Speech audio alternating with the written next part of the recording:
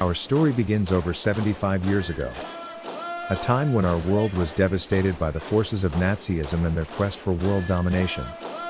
Conversely, many people overlook, or fail to realize, how World War II Germany was a largely Christian nation, a religious law-abiding country, that was quickly led down a dark path by an occult hierarchy. The result of a leadership, which followed many pagan beliefs.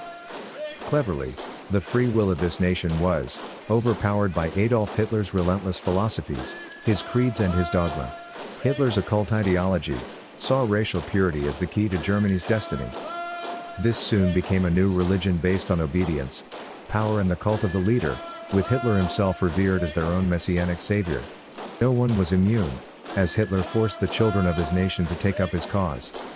At the annual Nazi Party rally of 1935, Hitler revealed, "He alone who owns the youth, gains the future."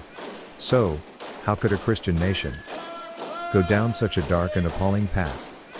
How could their occult hierarchy and their quest for occult powers and secrets destroy their moral compass? To help answer these questions, to prevent these dark chapters of history repeating, we need to examine how our intelligence can become overpowered by emotions, and how anyone's free will can become compromised with new arts of warfare. The Manchurian Candidate was first adapted into a feature film in 1962. The movie trailer expressly warned not to arrive late. The film's all-important first 5 minutes depicts a group of American soldiers being tricked by an enemy operative into making a tactical error. Soon they are captured, knocked unconscious and then transported deep into Chinese territory, to a place called Manchuria. The years have now marched forward, and the war in Korea was over. But for Captain, now Major Bennett Marco, night after night, he was plagued by the same, reoccurring nightmare. One that was connected somehow, to when he served in combat. This scene is unique, as it slowly pans around the room, where we observe a ladies' garden party lecture on how to care for hydrangeas, and then onto the same American soldiers calmly sitting, bored but polite, because as we are about to discover, they are hallucinating and believing that they are truly attending the same lecture. To plants than hilltops, but the avoidance of late spring and early autumn frost enjoyed. Allow me to They are oblivious to the crowd, who it turns out, are their sworn enemies observing them. In the 1950s and 60s, traveling performers conducting stage hypnosis were common. When the movie first came out, the public easily understood how their perceptions of reality were altered, how their free will was incapacitated. You will notice that I have told them they may smoke. I've allowed my people to have a little fun in the selection of bizarre tobacco substitutes. Are you enjoying your cigarette, Ed? Yes, ma'am. Yak dung. Oh, tastes good. Like a cigarette should. Now then, comrade. May I present the famous Raymond Shaw? Young man, you've flown 8,000 miles to this dreary spot in Manchuria to see. Raymond, pull your chair over here by me, please. I am sure you've all heard the old wives' tale that no hypnotized subject may be forced to do that which is repellent to his moral nature, whatever that may be. Nonsense, of course. Oh, you note-takers. The soldiers were hallucinating very vividly and for great lengths of time. Obviously, the longer you hold any dream-like sequence, then the stronger the effects. Just like anything else, our minds improve with practice, and this includes any ability to hallucinate.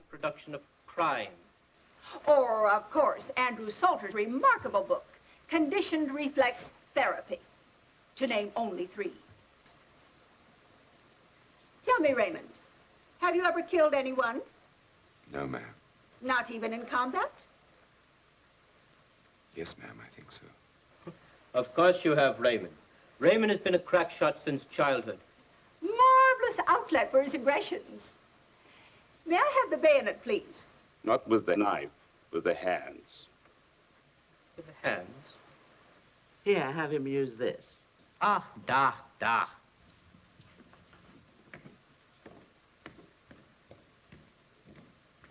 Raymond, whom do you dislike the least in your group here today?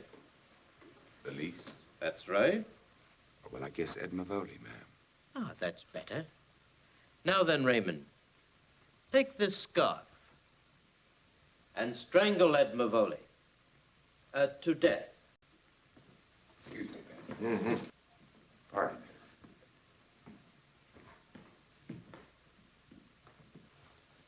Hey, Sarge, cut it up. What? Quiet, Ed, please. Now you just sit there quietly and cooperate. Yes, ma'am.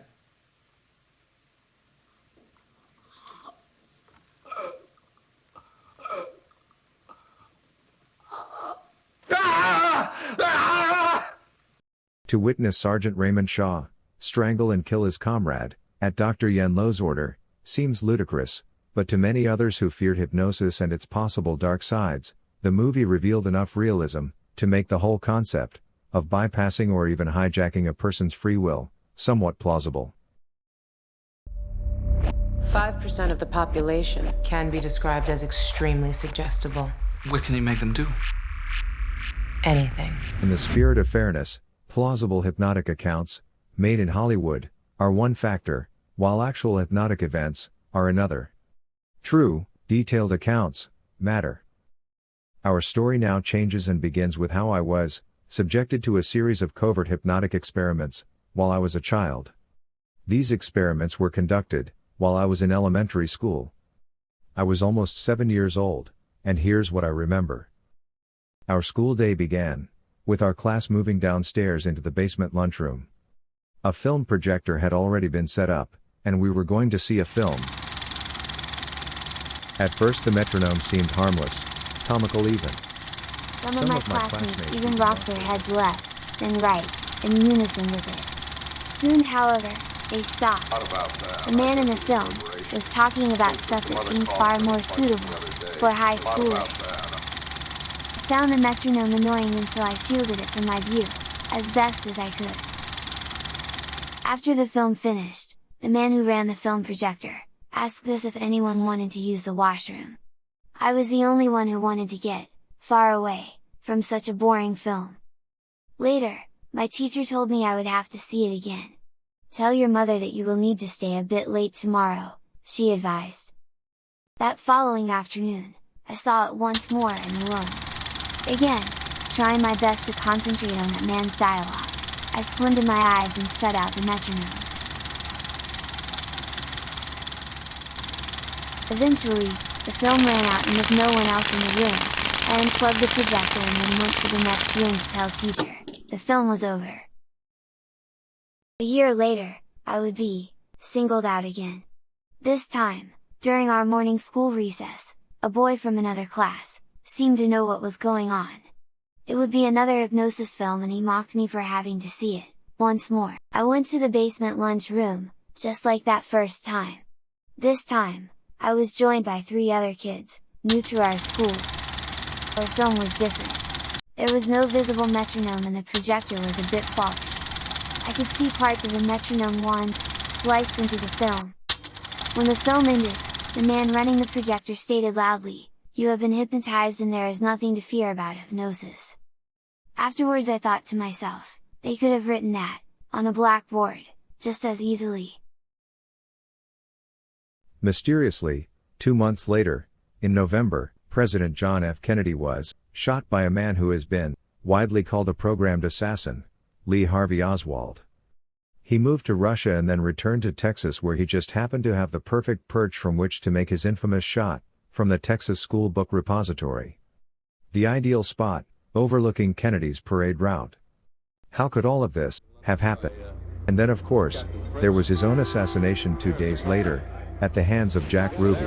Moving quickly through the crowd, Ruby stepped out from behind the wall of reporters and fired his .38 caliber revolver into Oswald's abdomen, killing him, and silencing the truth forever.